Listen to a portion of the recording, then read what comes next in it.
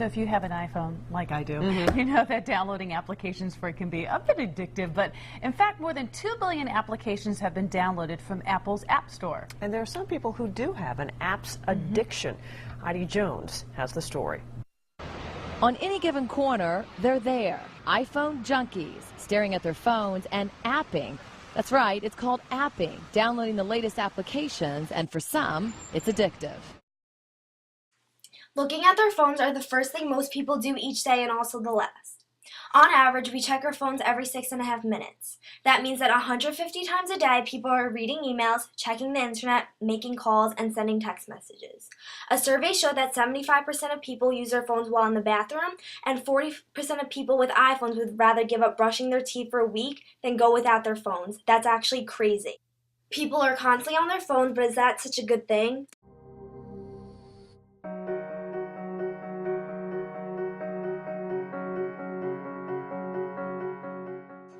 Nowadays, a typical smartphone has more computing power than Apollo 11 when it landed a man on the moon. Many people believe that we can rely on them for almost everything. As technology is advancing, phones are becoming faster and easier to use, and we are beginning to live life through our phones.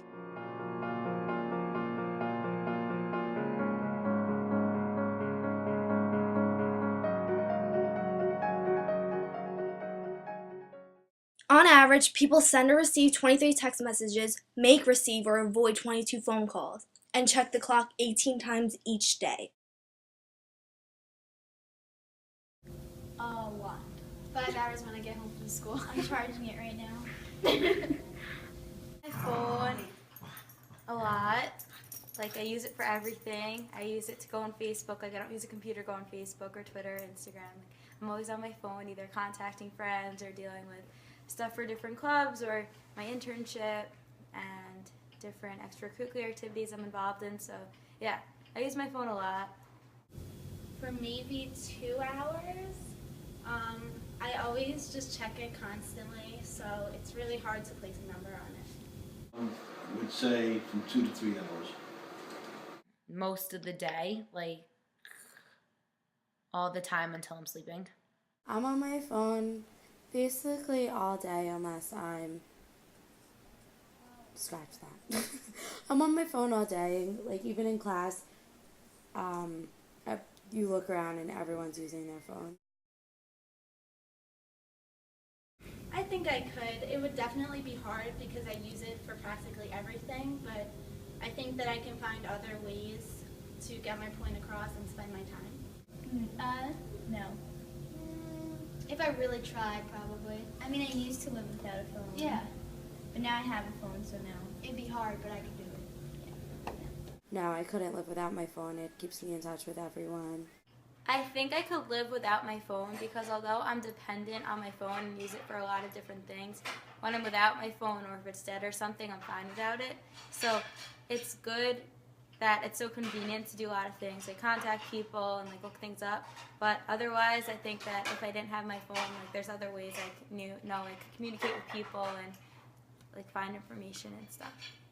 No, I probably couldn't anymore because we're so used to making phone calls wherever we are that our life depends upon our phone and where we go. If we didn't have a cell phone, we'd have to worry about getting home to make our phone calls.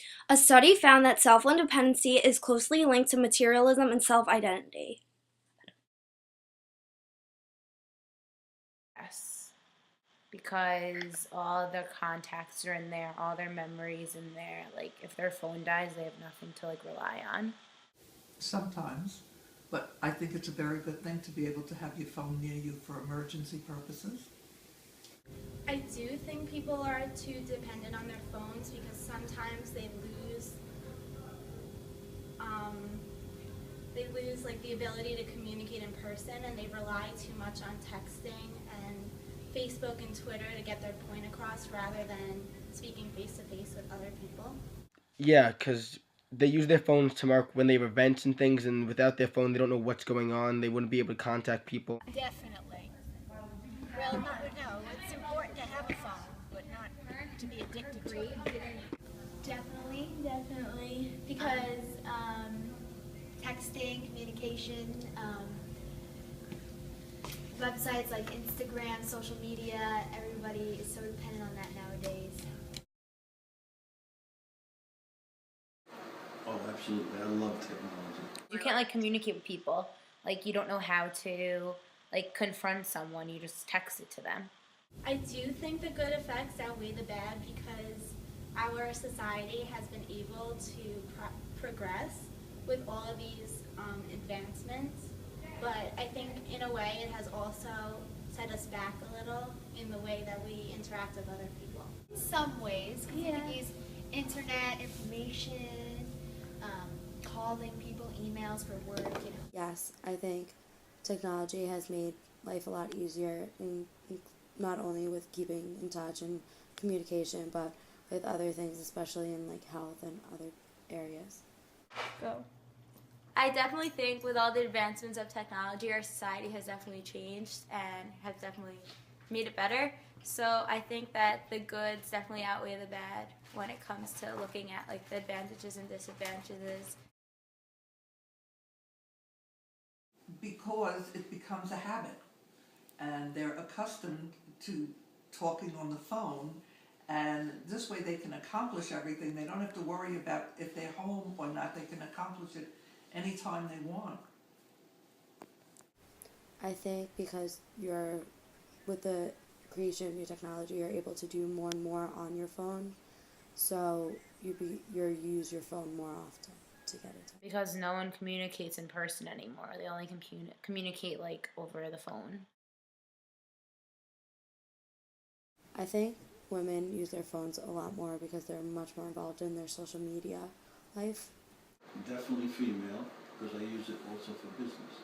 And most of my business associates are female.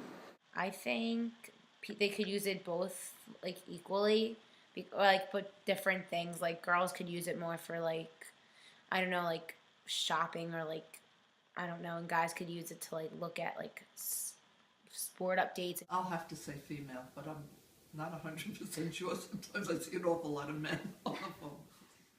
The truth is, 41% of people say they have more than one phone. This is made up of 47% of men and 36% of women. However, it has also been reported that 70% of women are afraid of losing cell phones, while only 61% of men are afraid. Alert tonight, cell phone addiction on the rise. Experts say it's just like being addicted to drugs or even alcohol, and it should be taken seriously. How do you tell if you're addicted, though? Do you have anxiety about going phoneless? Are you unable to turn your cell off, and do you stress about running out of battery power? Constantly looking for new emails and text messages and calls, or do you use your phone in the bathroom? If so, you could be an addict. With a smartphone, accessing the internet is available at any time. Students like us can look something up whenever we need to. It's such an easy way to get tons of information wherever you are. Having such a dependency on smartphones can give us a step ahead in careers that involve technology. Constantly being on our phones makes us more familiar with the latest advancements. It also has been found to make people multitask, which can lessen their efficiency level, work rate, and cause mistakes. Some other negative effects include people avoiding eye contact by pretending to be on their phones or by fiddling with their apps. This has resulted in less social interaction between others. Because people are constantly on their phone, being away from it can cause separation anxiety and the feeling of being cut off.